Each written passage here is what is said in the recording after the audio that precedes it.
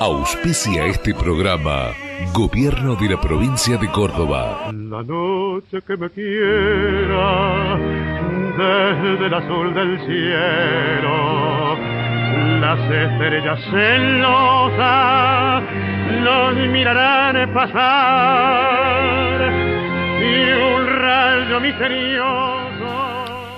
Señor, ayúdame a decir la verdad delante de los fuertes y a no decir mentiras para ganarme el aplauso de los débiles. Si me das fortuna, no me quites la razón. Si me das éxito, no me quites la humildad. Si me das humildad, no me quites la dignidad. Ayúdame siempre a ver la otra cara de la medalla. No me dejes inculpar de traición a los demás por no pensar igual que yo. Enséñame a querer a la gente como a mí mismo y a no juzgarme como a los demás. No me dejes caer en el orgullo si triunfo, ni en la desesperación si fracaso. Más bien, recuérdame que el fracaso es la experiencia que precede al triunfo. Enséñame que perdonar es un signo de grandeza y que la venganza es una señal de bajeza.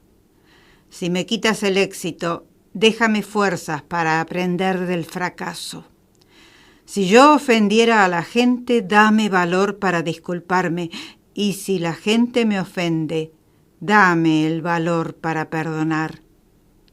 Señor, si yo me olvido de ti, nunca te olvides de mí.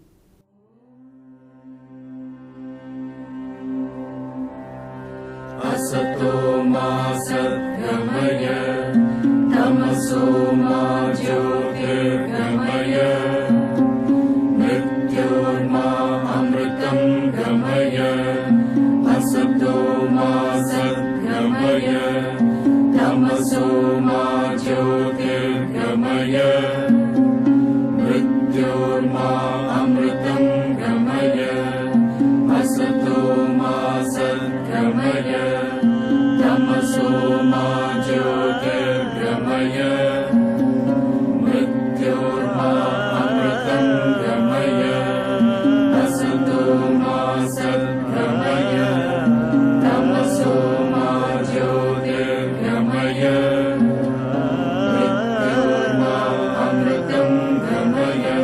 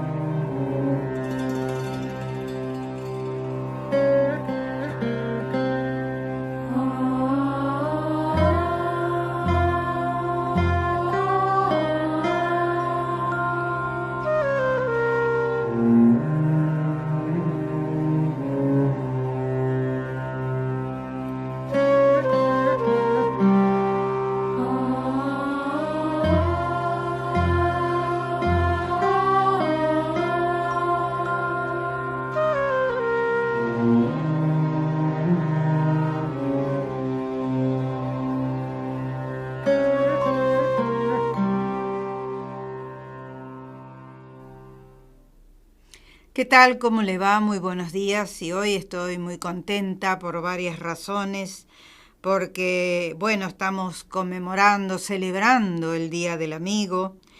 Estamos recordando los 50 años de aquel primer viaje a la Luna que nos llevó finalmente al satélite terrestre y que, bueno, nos dimos el gusto, los terráqueos, de poder poner el pie en en nuestra querida Luna, que hasta ese momento había sido símbolo romántico, símbolo espiritual, símbolo de muchas mitologías, y que después, cuando el hombre finalmente pisó la Luna, ya pasó a ser algo diferente. No obstante, seguimos mirando la Luna, y sobre todo la luna llena, y sobre todo la luna llena cuando hay un eclipse. La miramos con arrobo porque es algo maravilloso. Es algo que escapa a nuestra mente, a nuestro razonamiento, a eso que nos envuelve, que se llama universo. Bien, y más allá de los 50 años del viaje a la Luna, de la celebración del Día del Amigo, estos días también recordamos aquella tragedia que se llamó AMIA y que se cumplieron 25 años sin resolver esa tragedia que enlutó a los argentinos y que nos llena de una profunda vergüenza. Bueno, hoy vamos a recordar a un hombre extraordinario. Cuando yo le digo que es un hombre extraordinario, no estoy exagerando, por lo menos así me parece a mí. Así fui criada con esa conciencia. Yo era muy niñita cuando él falleció, cuando lo asesinaron en 1948, pero recuerdo que cuando mi madre, y esto ya lo he comentado, pero no puedo dejar de decirlo porque este personaje, más allá de no haber pertenecido a la religión católica cristiana, fue un hombre que muy bien podría haberse inscrito en el cristianismo. Y él era justamente un seguidor de las enseñanzas de Cristo. Este hombre se llamó Mahatma Gandhi y este año, en el 2019, se conmemoran los 150 años de su nacimiento. Él nació el 2 de octubre de 1869 en la India, en una región de la India, y fue asesinado por un fanático el 30 de enero de 1948, cuando recién se había proclamado la independencia de la India del dominio inglés. Bueno, le decía que cuando yo me enteré de la muerte de Gandhi, mi madre nos llamó a mi hermana y a mí al lado de su cama y nos leyó un artículo donde se narraban las circunstancias que durante varias décadas este hombre extraordinario había hecho en la India para lograr la independencia. Y me acuerdo que lloré profundamente, lloré con muchísimo sentimiento porque yo fui testigo en una época de la muerte de un ser excepcional, que muy bien él decía que podía haber sido cristiano, pero su cultura india lo llevó a tener varias culturas y credos amalgamados. El hinduismo era también perteneciente a los jainistas, un credo que se llama Jain. Por supuesto que todo lo musulmán tenía que ver también con su cultura. Adoraba a la diosa Vishnu, que profesaba un credo o un culto que profesaba su familia. Es decir, tenía una formación espiritual muy amplia. Tenía un ilimitado amor por sus ancestros, por sus padres, por su familia. Y por sobre todas las cosas tenemos que ver quiénes son amigos de un hombre para sacar ciertas conclusiones. Él fue amigo de gente de la época tan reputada como Albert Einstein o León Tolstoy o Rabindranath Tagore. En fin, Mahatma Gandhi, más allá de haber sido un artífice de la independencia o el artífice de la independencia de la India junto a su gente, fue por sobre todas las cosas el apóstol de la no violencia. En este mundo plagado de violencia que estamos viviendo y que se ha vivido en todas las épocas de la humanidad, él fue un ser extraordinario. Y Albert Einstein, que fue su amigo, con quien él se carteó con muchísima gente de fama internacional o de merecimiento internacional de la época. Einstein dijo en su momento: las generaciones del futuro apenas creerán que un hombre como este caminó la tierra en carne y hueso. También quiero decir una cosa. Se ha hablado mucho de la vida privada de Mahatma Gandhi. Mahatma era un apelativo que le puso el poeta Rabindranath Tagore en contra de su voluntad, que quiere decir gran alma o alma grande. En realidad él no se llamaba así, pero todo el mundo lo conoce como Mahatma Gandhi. En realidad él se llamó Mohandas Gandhi. Bien, se ha dicho mucho sobre la vida privada de Gandhi, que en su vejez se rodeó de gente joven, dormía con muchachas jóvenes, vírgenes, y bueno, todo eso se ha criticado muchísimo, pero el que conoce en profundidad la vida de Gandhi, más allá de que el hombre puede haber tenido algún rasgo perverso, o perverso para nosotros en este siglo XXI que estamos transitando, fue un hombre que por sobre todas las cosas practicó la no violencia y la castidad. Él se casó muy joven, lo casaron a los 13 años, siguiendo la costumbre hindú. Estaba prometido con su novia, a quien él no conocía, desde los 6 años, una niña de su misma edad llamada Kasturbai. Se enamoró profundamente de ella y la lujuria hizo de las suyas. Él, con el tiempo, se arrepintió de eso, pero después tomó justamente ciertos recaudos para probarse a sí mismo y para probar a los demás de que la castidad es posible. Quizá se malinterpretó muchas de las actitudes de él. Además, en Occidente esas actitudes sí se ven de una manera más extraña, pero el hecho de que su padre falleciera en un momento determinado y él no acudiera al lecho de su padre porque estaba haciendo el amor con su esposa esa noche y estaba ebrio, borracho por el sexo, el suceso dejó un sentimiento de culpa imborrable en él, que más tarde se declararía en contra del matrimonio entre niños y a favor de la continencia sexual.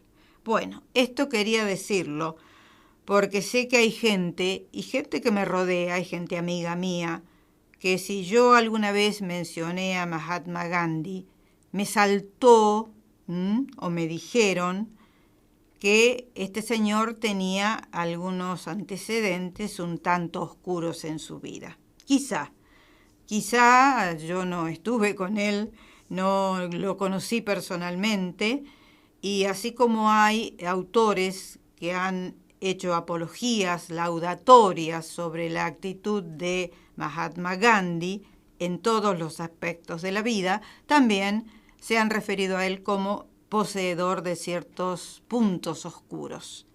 Y sí, el ser humano, más allá de toda la voluntad que ponga, puede llegar a tener puntos oscuros. Y sobre todo cuando la cultura es tan diferente.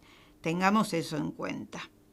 Fue un hombre de una austeridad inflexible, de una absoluta modestia, que Cometió algunos errores como pretender que la India no avanzara en cuanto a la industrialización. Usted ha visto algunas fotos donde se lo ve a él trabajando en ruecas muy primitivas, hacía sus propias telas para envolverse, a pesar de que se había criado en Inglaterra y después fue a vivir a Sudáfrica, donde ejerció como abogado en la década del 20. Él después, cuando volvió a la India, usaba túnicas rústicas y vivía como un pobre campesino. En fin, toda una filosofía de vida que quizá entre nosotros cayó pesada en algún momento, pero nadie puede negar que Mohandas Gandhi o Mahatma Gandhi fue un ser especial, cuando no un santo en su actitud hacia la vida, no un santo católico ni cristiano, pero él dijo en algún momento que le hubiera gustado ser cristiano. Lo que pasa es que su cultura estaba tan acendrada, tan acentuada, las distintas variaciones de la cultura que él traía y había mamado, que no pudo cambiar de religión ni quiso hacerlo, pero él se sentía absolutamente, profundamente unido a todo lo que fuera cristianismo. Bien, hoy lo vamos a recordar entonces al gran Mahatma Gandhi, que quiere decir gran alma. Su apellido era Gandhi, y trabajó por la independencia de la India, cosa que consiguió finalmente en 1947, después de haber tenido muchos encontronazos con el gobierno inglés, que estaba en ese momento, había virreyes en la India, virreyes ingleses. Él finalmente pudo dar el puntapié final, la India se independizó y un año después un fanático lo asesinó, de un tiro. ¿Usted vio la película Gandhi? Y si no, bueno, si no la vio, lea un poco y infórmese de cómo murió el Mahatma Gandhi. De un tiro cometido por un fanático que, bueno, destrozó al mundo, porque acababa de ser declarada la independencia de la India. Inmediatamente después alguien no soportó eso y lo mató. Hoy vamos a recordar al Mahatma Gandhi. Hoy vamos a tener a un hombre maravilloso entre nosotros, y la música que hemos traído para ilustrar este programa se debe a un autor que ha hecho música clásica indostaní, que vinculó musicalmente a dos mundos, a Oriente y a Occidente, y que se llamó Ravi Shankar. Falleció en el año 2012.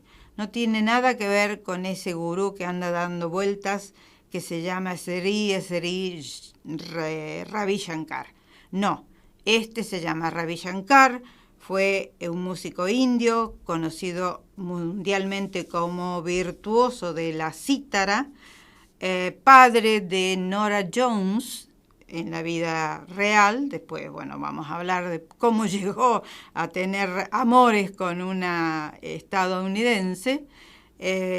También vivió en Estados Unidos, nació en Benares en 1920 y falleció en Estados Unidos en el año 2012, hace relativamente poco tiempo, ya muy mayor, era de 90 y pico de años. La música de este programa entonces se la dedicamos a Ravi Shankar, a sus composiciones, a esos temas musicales que son tan quizá desconocidos para nosotros, pero creo que esta música es la que le compete a una personalidad como la de Mahatma Gandhi, que hoy traemos a nuestro programa.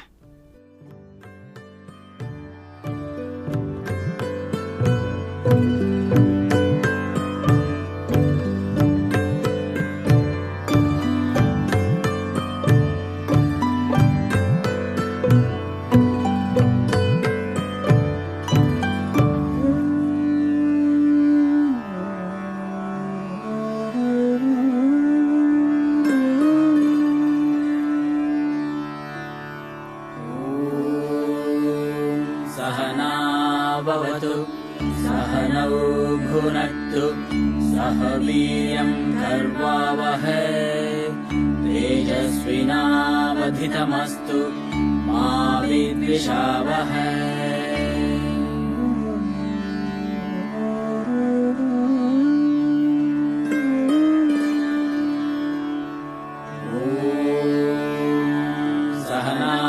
भवतु सहनौ भुनक्तु सह वीर्यं कर्वावहै तेजस्विनावधितमस्तु मा विद्विषावहै।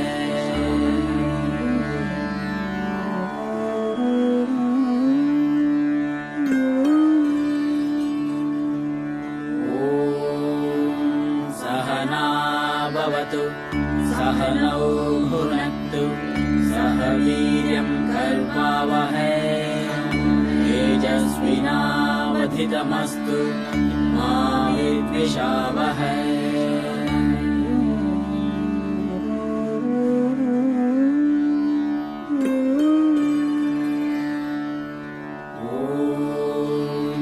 सहना भवतु सहनौ भुनक्तु सह वीर्यं कर्वावहै तेजस्विनावधितमस्तु मा विद्विषावहै।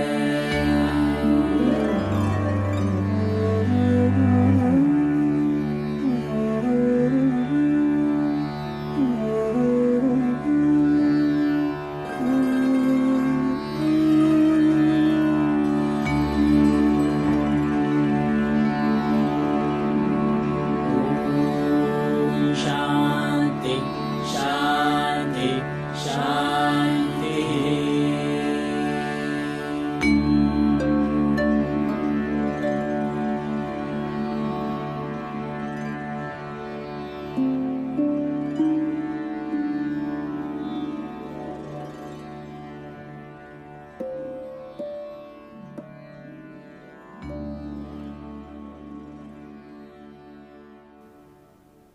La música de Ravi Shankar, que ilustra perfectamente todo lo que hoy intento transmitirles.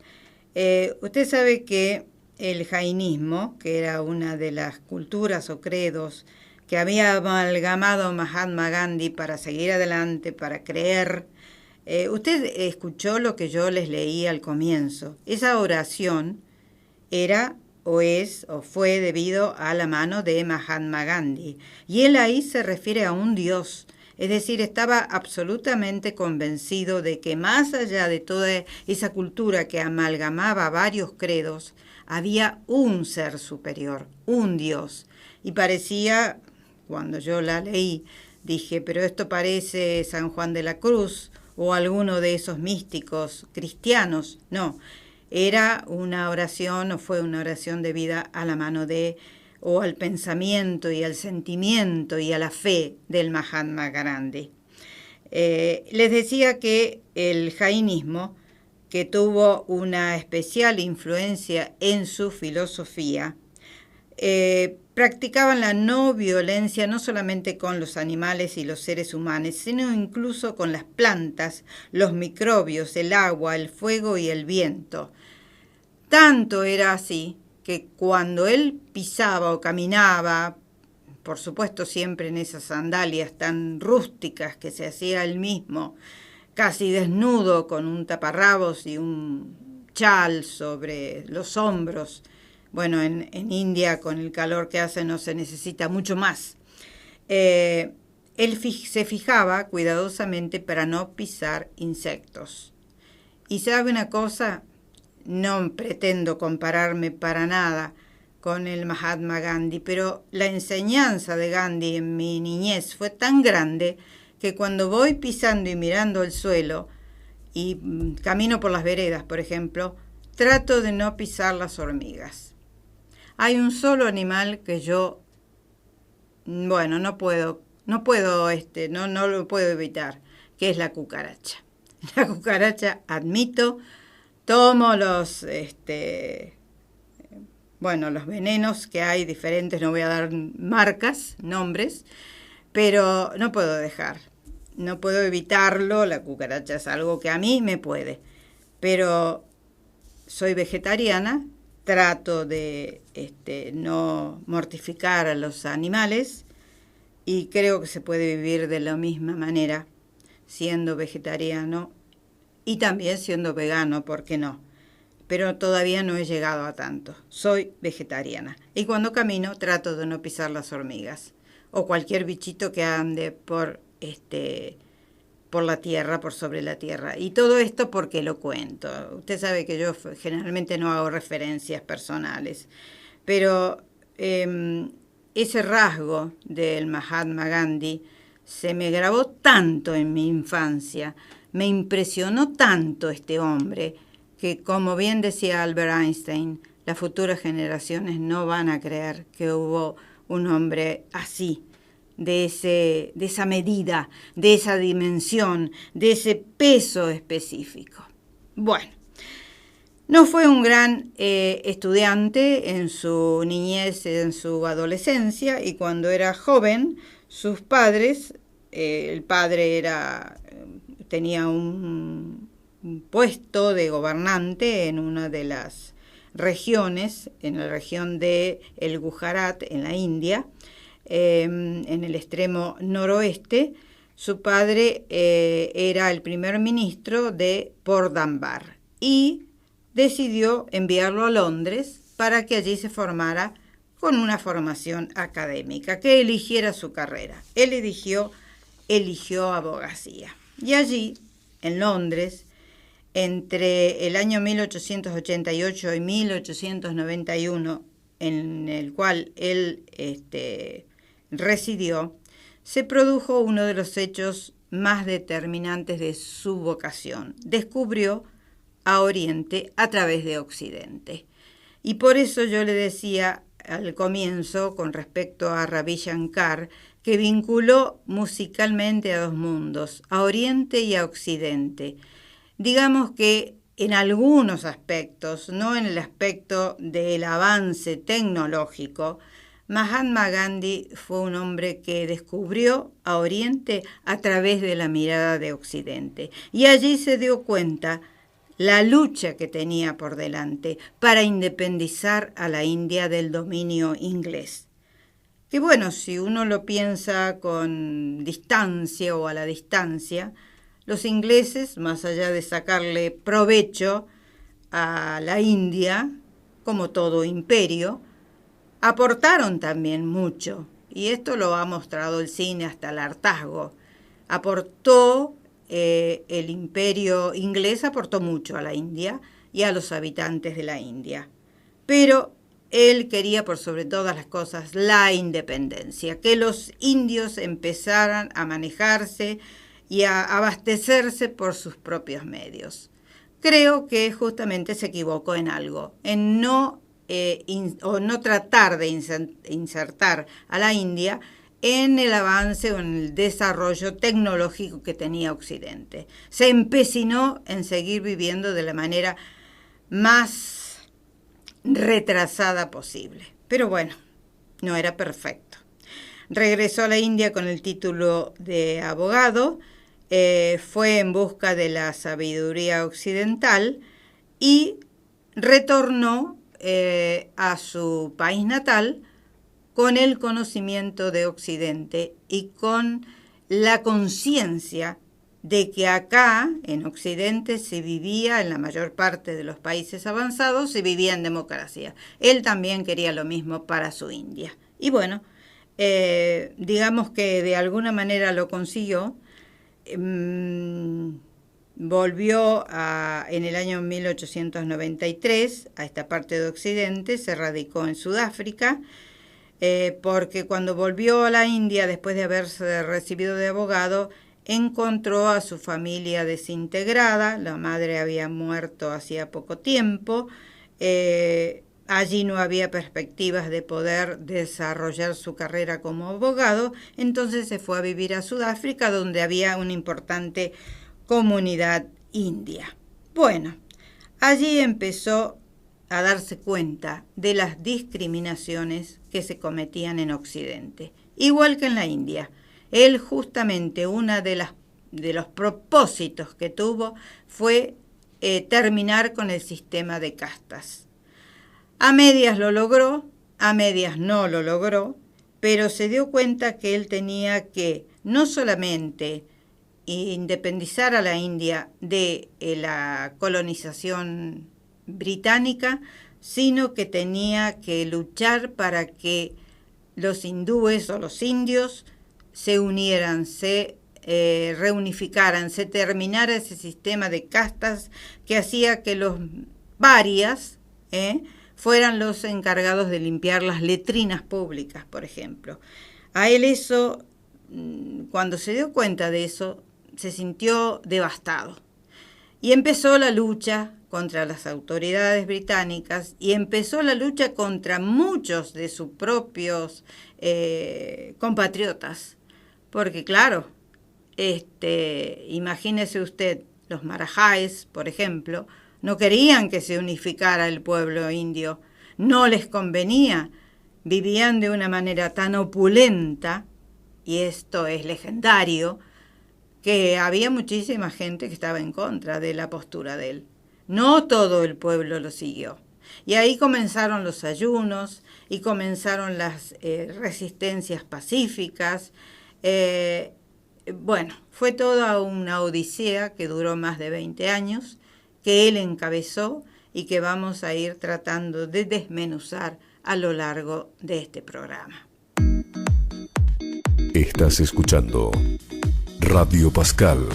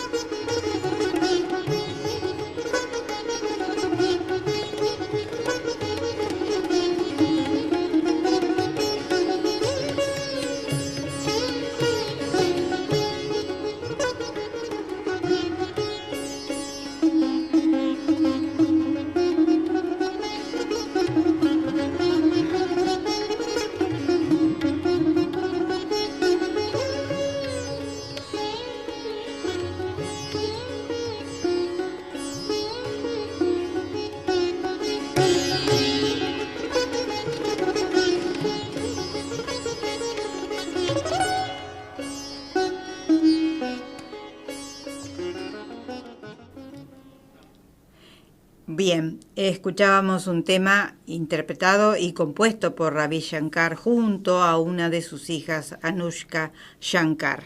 Le decía que es padre de Norah Jones, que viene ahora a Argentina en un tour que está haciendo por toda América. Va a actuar en Buenos Aires en el mes de diciembre. Y Norah Jones es fruto de una relación que él tuvo con una guionista hollywoodense, creo, guionista era una mujer dedicada al mundo del espectáculo, cuando él vino a América por primera vez. Ravi Shankar fue uno de los músicos indios que introdujo a los Beatles en aquella música y sobre todo a George Harrison, que todo aquello tuvo tanta trascendencia. Por eso él después vino a América, acá se conectó, trabajó muchísimo en Los Ángeles, iba y venía a su país. Cuando yo estuve en la India en 1986-87, me acuerdo que Ravi Shankar estuvo muy grave, ya se moría, todo el pueblo de la India estaba muy, conmovido por esa situación, pero después se mejoró y fue cuando siguió viniendo a América, protegido en su momento por George Harrison.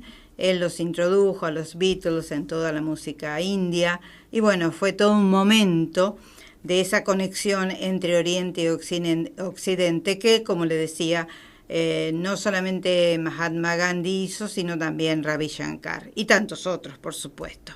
Bien, les decía que él vivió en Londres, Mahatma Gandhi, hasta el año 1891, se recibió de abogado, volvió a la India, allí se dio cuenta de que no tenía posibilidades de mantener a su familia como trabajando de abogado.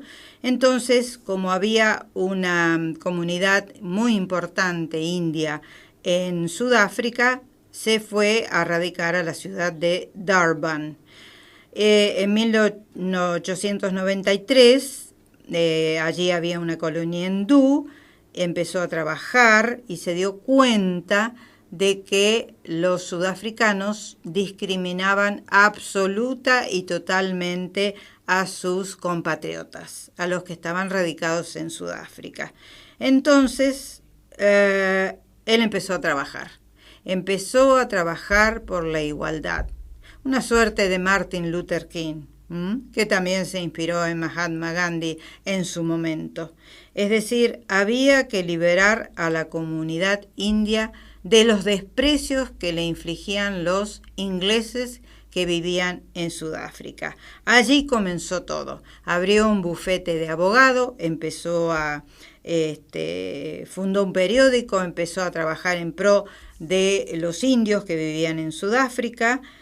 Leyó la crítica del capitalismo de John Ruskin, modificó su estilo de vida, pasó a llevar una vida sencilla comunitaria en las afueras de Johannesburgo, fundó una comuna llamada Tolstoy, a quien él apreciaba tanto y con quien se carteaba en ese momento. Todo esto a comienzos del siglo XX, 1904-1905. Empezó la lucha para igualar a los indios que vivían en Sudáfrica con los ingleses. Por supuesto que eso le significó que las autoridades británicas lo arrestaran, acusándolo de sedición, y en 1922 lo condenaron a 6 años de cárcel. En su alegato, el propio Gandhi, que era abogado, sometió al juez a una disyuntiva de hierro. Le dijo que le imponía la pena más dura o renunciaba. Bien, después de una década en Sudáfrica, donde padeció la crueldad del racismo, volvió a su patria. Y finalmente, la India libre llegaría en el año 1947. Pero estuvo allá en Sudáfrica 2 décadas. Bien. Durante años él decía que no podía ser que los intocables, que así los llamaban a la casta más baja de los indios, eran los encargados de limpiar las letrinas públicas que había en la India. Y en 1910 Gandhi había obligado a personas de las castas más altas a hacer ese mismo trabajo que hacían las castas más bajas. Pero a pesar de todo, ese trabajo sigue haciéndose en división de castas en la propia India. Está prohibido por el gobierno, pero en la actividad cotidiana se sigue discriminando a la gente. En el año 2014, es decir, hace 4 o 5 años, el Tribunal Supremo de la India reconoció que eso suponía una afrenta o una vulneración de los derechos humanos. No obstante, se sigue haciendo. Bien, él se dio cuenta de que las mujeres eran discriminadas, se dio cuenta de la misoginia imperante en la India, más allá de darse cuenta de que tenía que unir a las castas. Bueno, todo eso significó que él tuviera muchos encontronazos con las autoridades indias, con las autoridades británicas que estaban en India, y empezó una época donde las autoridades se ensañaron con él, donde él empezó a hacer la resistencia pasiva, que es tan conocida, que tanto le significó y que tanto lo ayudó a conseguir sus propósitos, que también era una suerte de violencia. Si usted ve la película Gandhi, la del año 1982, se da cuenta de que esa resistencia que él hacía, haciendo tantos ayunos, era una complicación para las autoridades y era una violencia porque había muchos lugares o sectores del pueblo indio que se exaltaban ante esa circunstancia, ante esos ayunos sostenidos que él hacía. Llegó a hacer ayunos de 20 o 22 días. Había que asistirlo permanentemente, las autoridades estaban al lado de él, no podían permitir que se muriera un Mahatma Gandhi, un Gandhi que en ese momento ya era adorado por la mitad de la población india, admirado también por las autoridades británicas, más allá del el engorro que eso suponía. Bueno, fue toda una vida realmente fascinante, que se opuso a la crueldad, hacia todo lo que fuera vivo o viviente y sobre todo los seres humanos. Pero no se olvide que en la India, por ejemplo, hablando de seres vivientes, las vacas son sagradas y andan en la calle y usted se lleva por delante toros y vacas y becerros y lo que fuera en las calles de la India. Realmente es fascinante la situación y no es de otras épocas. Ahora se sigue haciendo lo mismo. Es parte de la cultura de ese pueblo. Y él dijo en algún momento algo que a mí también me penetró profundamente. El grado de civilización de un pueblo se advierte en cómo ese pueblo trata a los animales. Es algo para pensar. Cuando vemos que acá la industria de la carne o la industria que tiene que ver con los animales llega a límites atroces, con tal de que haya producción, más consumo, bueno, a mí me hace pensar. ¿A usted no? Trate de pensarlo. La vida puede continuar lo mismo, haya o no animales sacrificados para consumo del ser humano.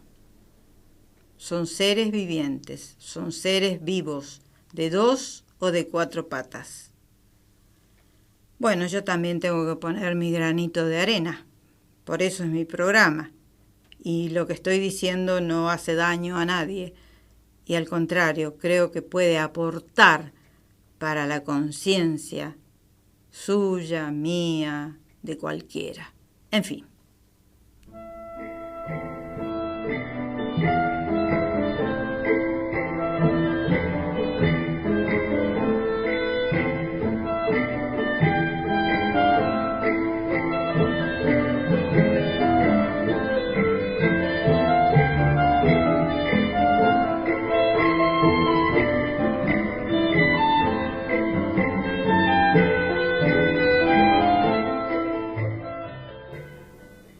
Bien, a ver, quiero recordar que hay en Córdoba, por lo menos de mi conocimiento, 3 talleres literarios a donde usted puede dirigirse. Liliana Malem en Villa Belgrano, aquí en la ciudad de Córdoba, en una casa preciosa que tiene, que lo recibe a usted con té, con masitas y además lo guía dentro de la expresión literaria. Usted puede escribirle a lilianamalem@gmail.com para inscribirse. Y si no, en el centro, Silvia Atwood, en la Biblioteca Córdoba, también da talleres de expresión literaria. Y Rafael Roldán, también en el centro, lo espera, ya le voy a decir la semana que viene qué teléfono usted puede llamarlo. Es ahí en pleno centro, cerca del área peatonal, pero quiero ser más precisa.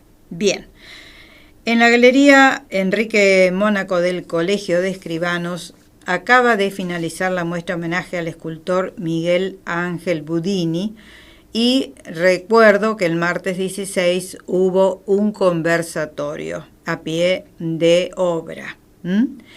Y el jueves 25 de julio, es decir, el próximo jueves, a las 7 de la tarde, se inaugura la muestra Jorge Guarde, Arte y Ciencia. Jorge Guarde, que ya ha estado o ha participado en varias muestras en esa sala, se especializa en el grabado de animales y es un reconocido especialista en este rubro.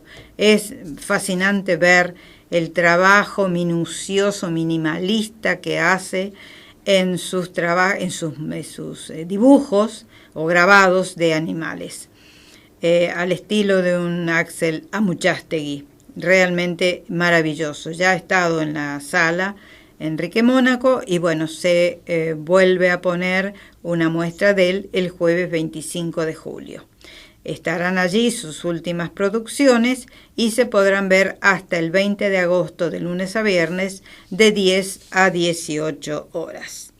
Bien, y nos vamos a ProArte, que además de tener el ciclo de abonos, tiene también en la Academia Argüello de vez en cuando algún concierto.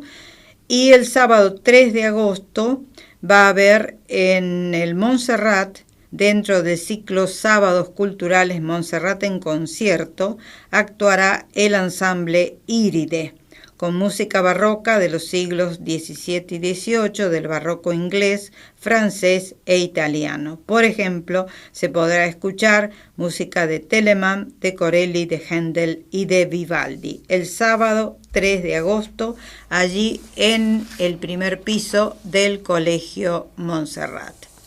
Bien, y dentro de los estrenos de cine, que todo es para niños estos días, Toy Story, que está batiendo récords de boletería, Toy Story, 4ª parte, es una película simpaticísima que el público ha recibido con beneplácito, la gente menuda y los padres también tienen una posibilidad de pasarla muy muy bien en esta 4ª parte que quizá sobra un tanto. Quizá en la 3ª parte, que cerró tan bien cuando los muñecos se dieron cuenta de que ya no tenían que entretener a esos niños que habían crecido y que eran adolescentes y tenían que dirigirse a otro lugar de esa familia o a otro integrante de esa familia. Estuvo muy bien cerrada esa 3ª parte, fue preciosa. Esta 4ª retoma algunos personajes, incorpora otros como Forky. Y Forky es un un tenedor de plástico que la niña de la casa concibe como un personaje más. Y eso es lo interesante de esta cuarta parte. Toy Story cuarta parte le da a los niños, a los padres, a los públicos, la idea de que lo que ya viene armado a veces interesa menos que la propia concepción y el propio juego de la imaginación que concibe juguetes. Usted recuerda, si usted es de mi edad, recuerda que cuando éramos niños, por ejemplo, hacíamos teléfonos con dos partes de una lata unida por un hilo, y nos encontrábamos en distancias bastante largas y hacíamos un teléfono. O los chicos jugaban con latitas haciendo de autos o coches de carrera, o las niñas teníamos nuestras muñecas, además de las compradas, también eran hechas por nuestras madres. Y a veces lo propio, lo personal, lo concebido por uno mismo, lo imaginado, lo trabajado artesanalmente, tiene más importancia para el niño que lo que ya viene predigerido. Y Toy Story 4, yo no sé si los autores se han dado cuenta de esto, ponen en las manos de una niña un tenedor de plástico al cual ella le otorga vida. Y es como patearse en contra, porque estas películas que ya vienen con todo predigerido, está diciendo, en este caso Toy Story 4 o cuarta parte, que a veces lo propio, lo personal, lo imaginado, lo hecho con nuestras propias manos, lo artesanal, despierta más atención que lo que ya viene fabricado y lo que ya viene facilitado para el juego del niño, por ejemplo. Es decir, Toy Story 4, sin querer o queriéndolo, no sé cuál ha sido el propósito de la casa Disney, está enseñándole a la familia de que no todo tiene que ser comprado, no todo tiene que ser adquirido.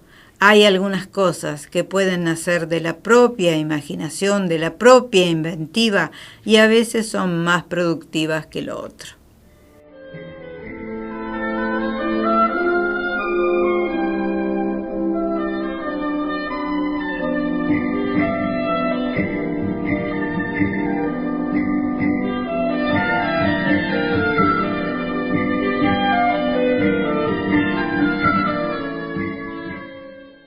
Fundación ProArte Córdoba en sus 40 años de vida al servicio de las manifestaciones artísticas de nuestra ciudad. Galería de Arte Enrique Mónaco del Colegio de Escribanos de la provincia en sus 50 años de vida, siempre al servicio de la cultura de Córdoba, ubicada en Obispo Trejo, esquina 27 de abril. Cuido mi cabello en el salón de Daniel Gozzi, ubicado en Independencia 412 de Barrio Nueva, Córdoba. Allí este excelente profesional te da ese toque mágico que toda mujer necesita para sentirse mejor.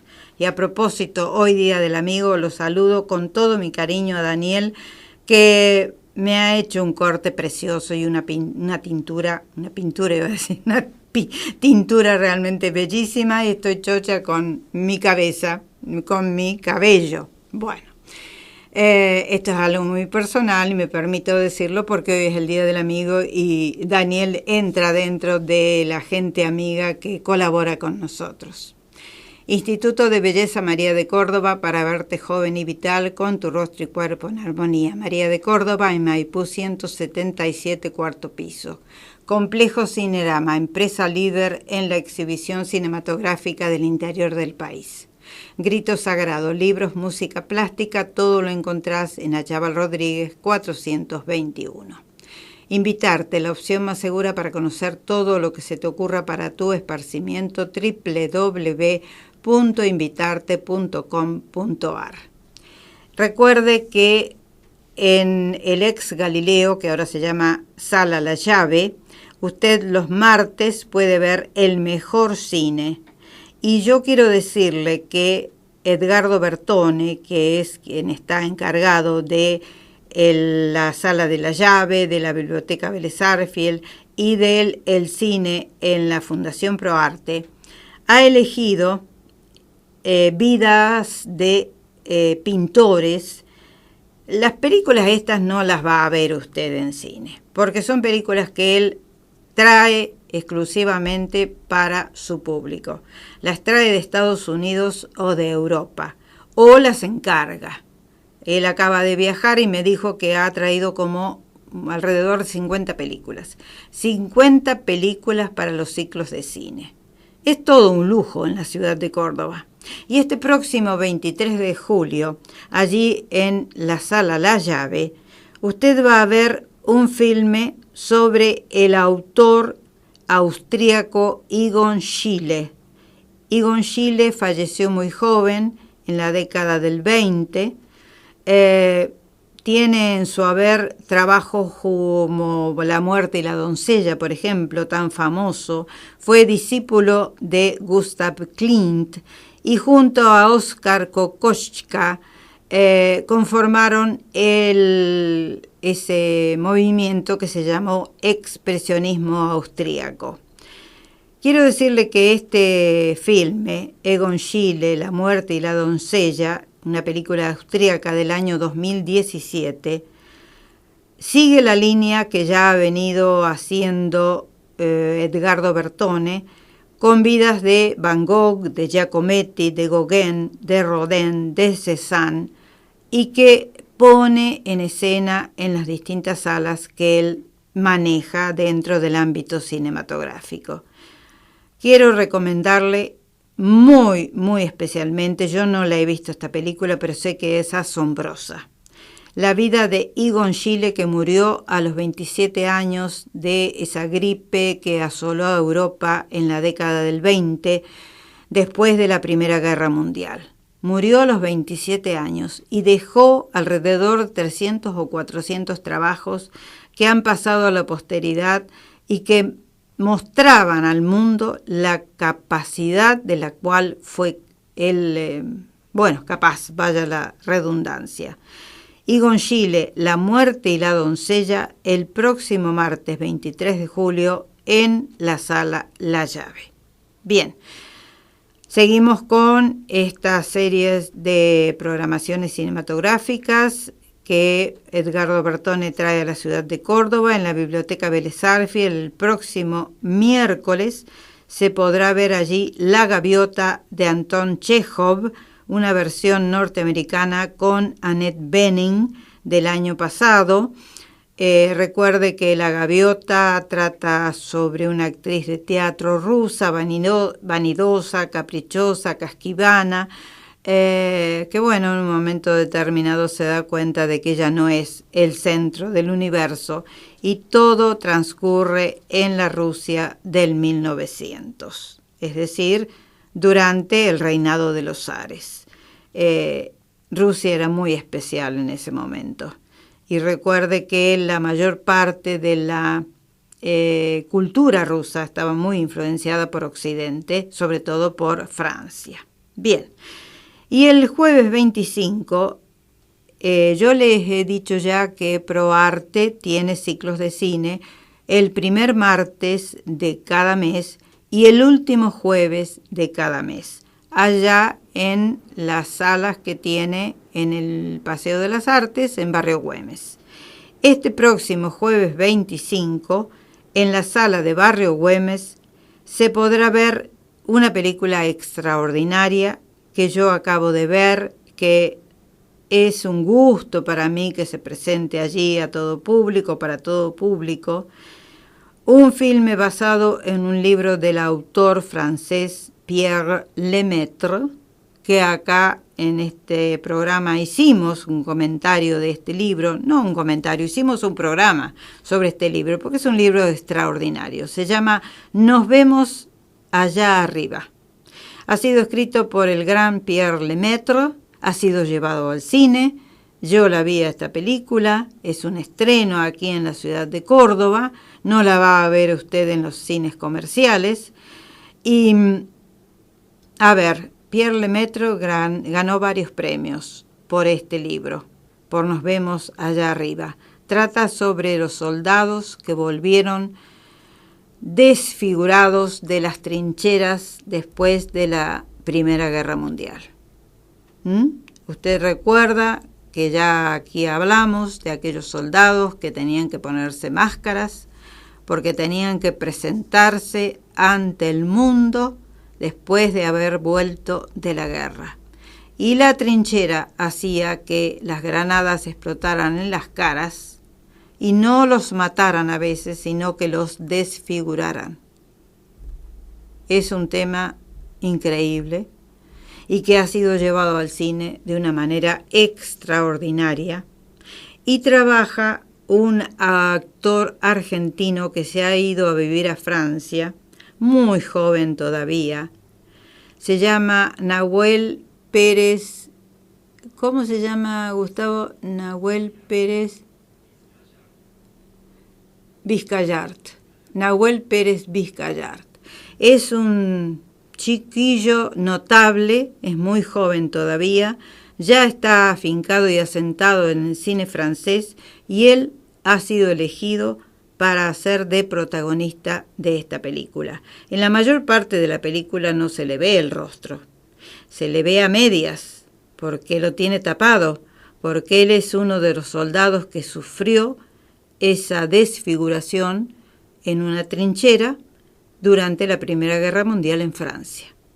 Pero realmente es una película única. No deje de verla, si puede. No deje de verla porque es extraordinaria. Yo escribí algo sobre este filme en Facebook porque me sorprendió. Porque cuando yo leí el libro dije, esto va a ser muy difícil de ser llevado al cine. No. Con imaginación y buen gusto se pueden hacer todas las cosas. Y es una cara desfigurada la que se muestra, pero no se ve. La que se intuye y la que se muestra por momentos con una máscara, como esa máscara que tenía el fantasma de la ópera, por ejemplo. Una película extraordinaria, no se la pierda. Bien, sigo. Maidana Libros, textos escolares, bestsellers, libros especializados en sus tres direcciones, de Anfunes 150, de Anfunes y Vélez Arfiel, y en Hipermercado Libertad, de Poeta Lugones. Estás escuchando Radio Pascal.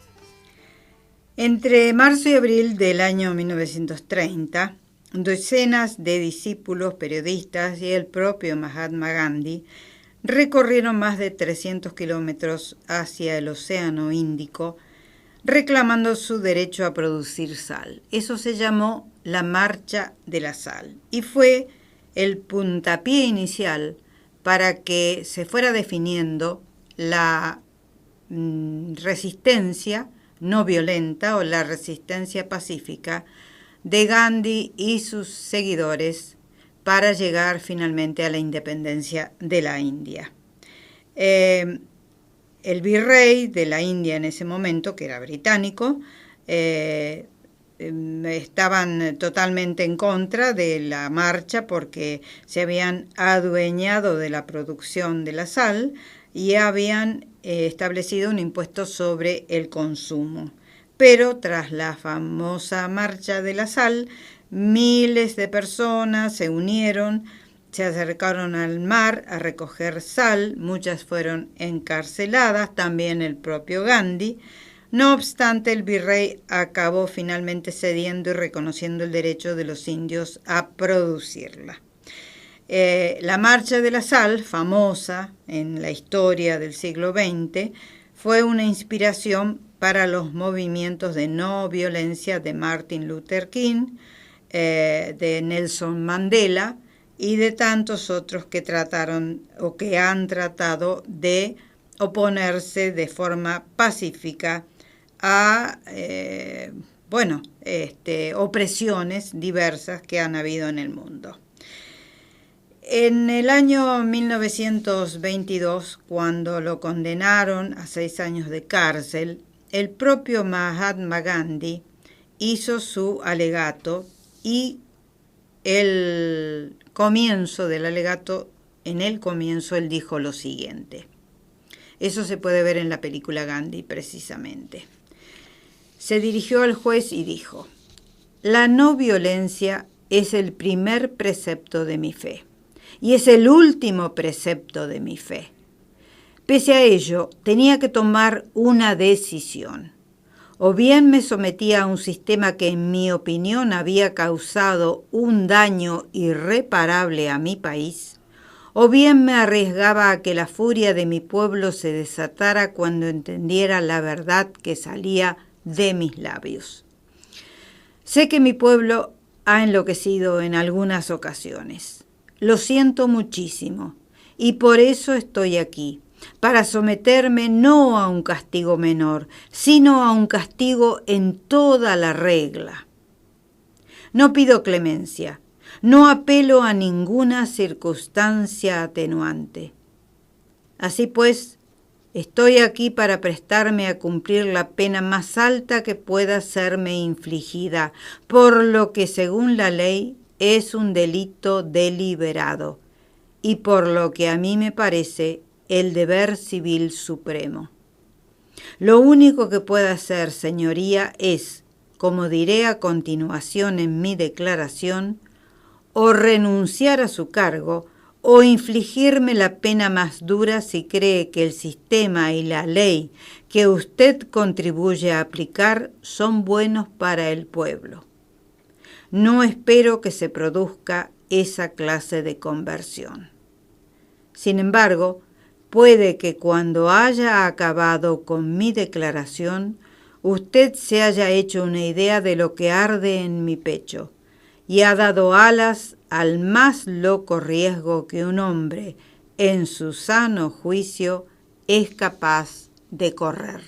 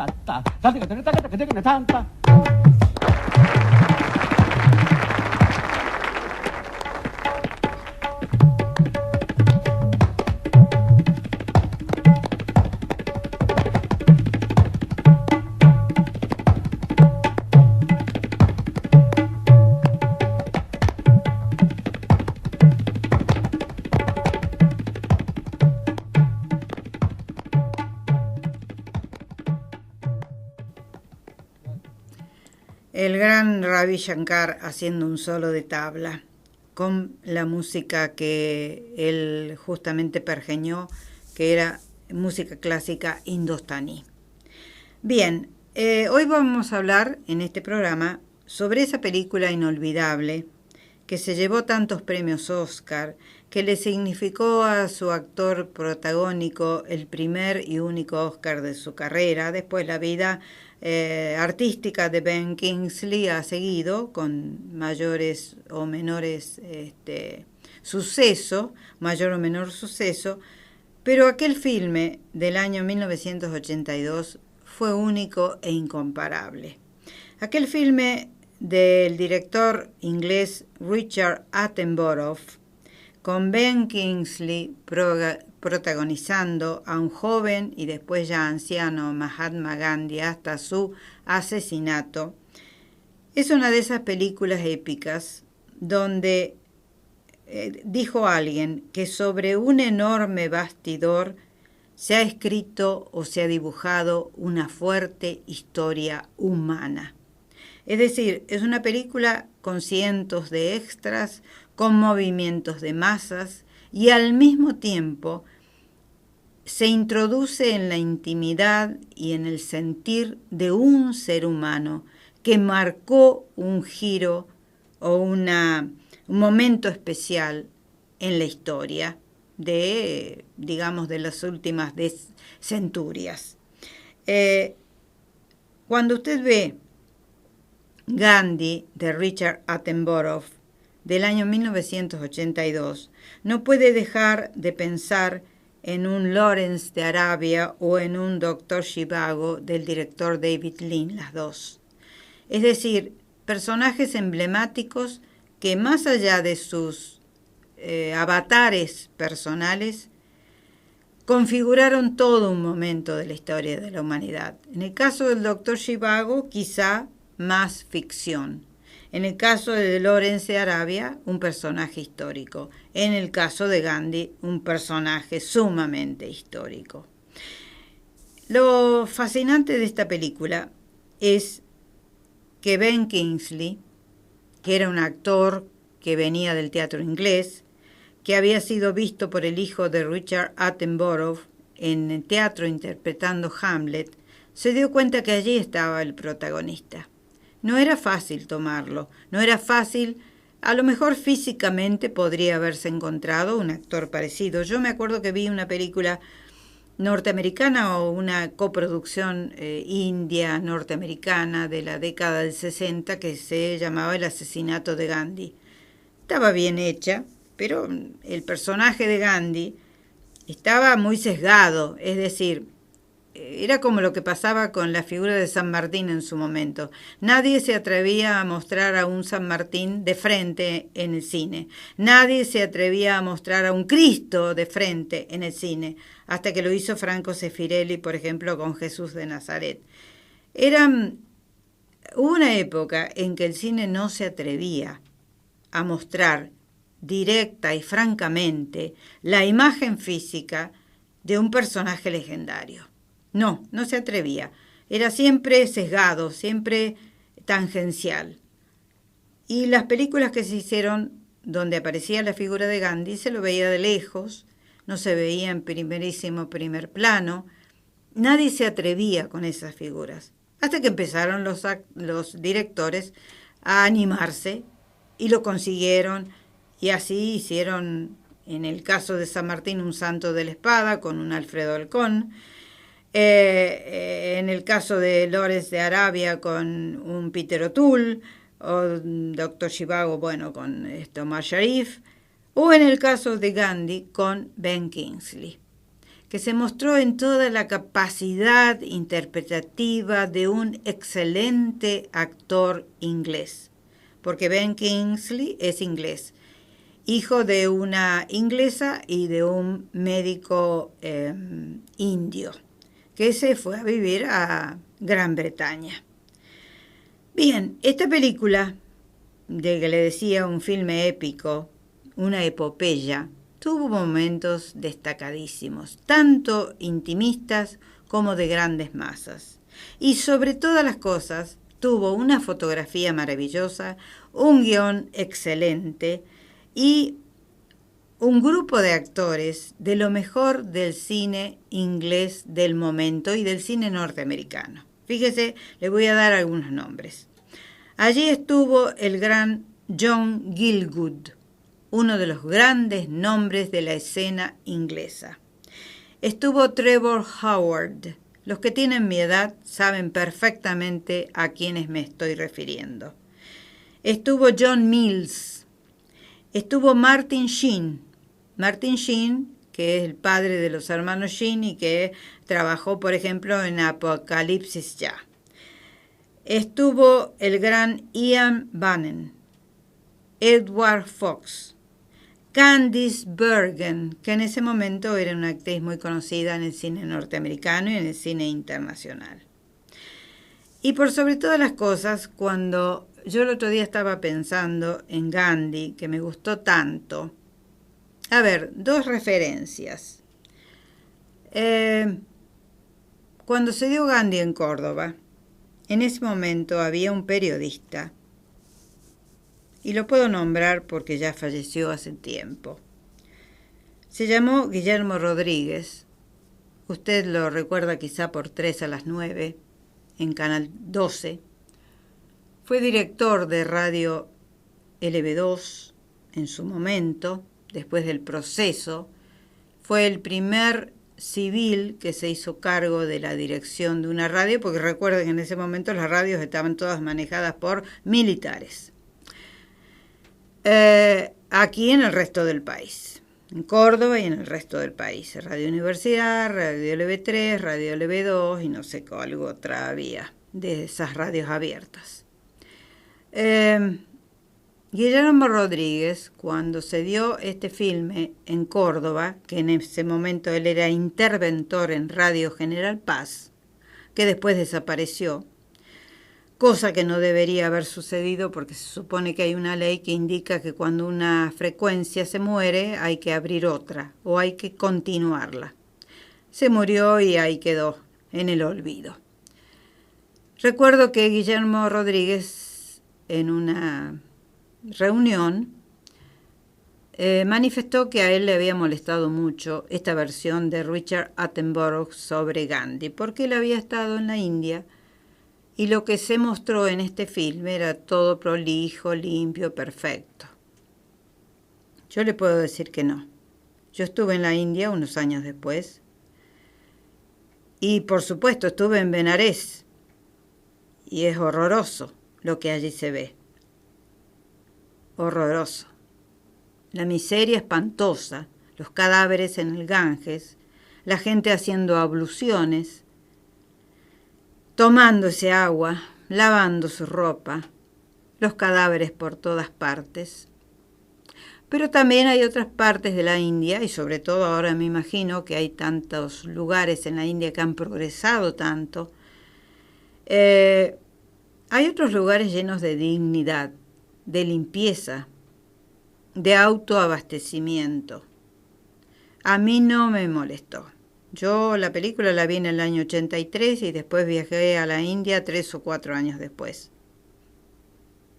No descubrí lo que él descubrió.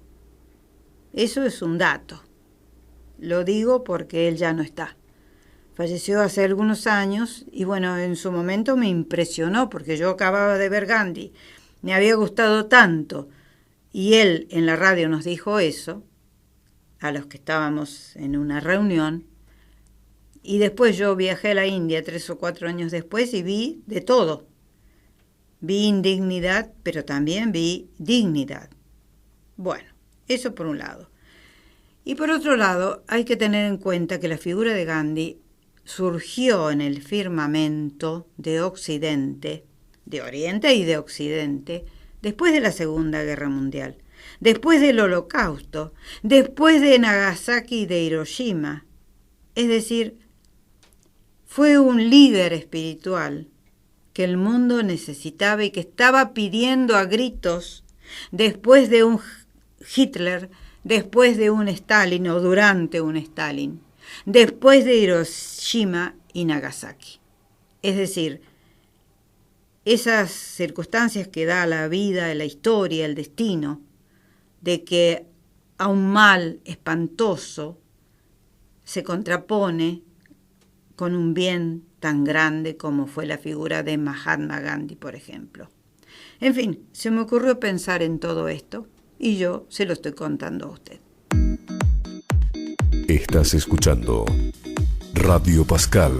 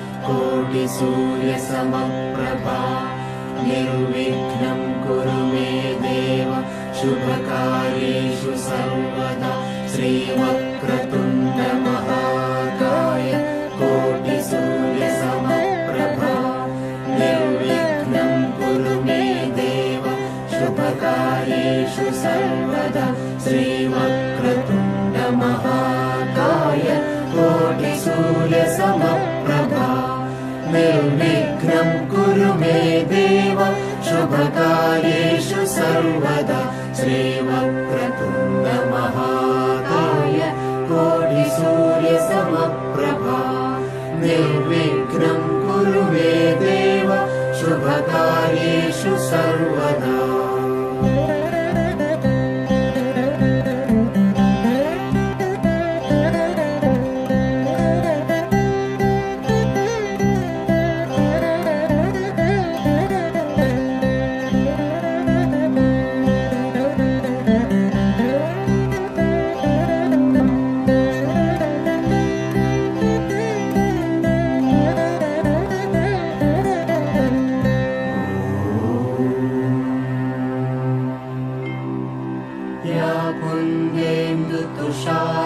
तुषारहारधवला या शुभ्रवस्त्रान्विता या वीणावरदण्डमण्डितकरा या श्वेतपद्मासना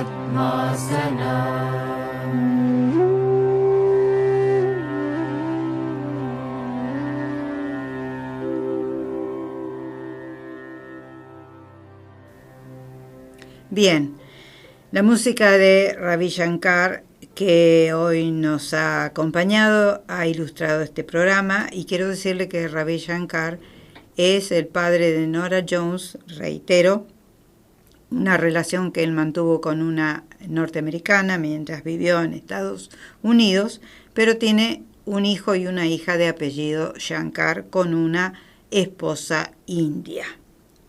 Bien, hoy este Día del Amigo, este día en que estamos conmemorando los 50 años de la llegada del hombre a la luna, que a raíz de justamente de ese acontecimiento a un argentino se le ocurrió que esto fuera el Día del Amigo, trajimos a un amigo de la humanidad al programa, porque el Mahatma Gandhi fue un amigo de la humanidad. Y si siguiéramos nada más que un 1% de las enseñanzas de Gandhi, las cosas serían diferentes en el mundo entero. Yo soy una persona especial que cree en el karma, por ejemplo. No estoy absolutamente convencida, pero tengo mis veleidades por ese lado. Y me pregunto qué sucedería si dejáramos de sacrificar animales para alimento de la humanidad, nos arregláramos de otra manera. Quizá esa energía negativa que significa matar animales para alimento humano podría transformarse en energía menos negativa, no digo positiva, menos negativa. Cuando usted ve películas donde se sacrifican cerdos, pollos, gallinas, vacas para consumo humano, se da cuenta de lo atroz que puede llegar a ser el ser humano. Bueno, señores, de esta manera hoy quisimos homenajear a uno de los grandes de la historia del siglo XX y de la humanidad entera. Me voy a despedir con la frase que nos acompaña desde hace mucho tiempo: cambiar el mundo, amigo Sancho, no es locura ni utopía, es justicia. Un cariño grande para Viviana, que está cumpliendo años, una amiga del corazón, Elena, Julie, Raquel, Mercedes y Rodolfo, Marina, Marcelo Moreno, querido Marcelo, feliz día del amigo, María Nanini, Jime Gambetta, Rosa y Jorge Ruggiero en Barcelona y tanta gente que nos acompaña. Yo me estoy despidiendo hasta la semana que viene, gracias a Diego Quiroga, director de Radio Pascal, a Rogelio Flores, que hoy está en los controles, y a Gustavo Seifer. Me despido, reitero, hasta la semana que viene, en que a partir de las 11 aproximadamente estaremos aquí, como todos los domingos, en Radio Pascal. Chao, hasta entonces.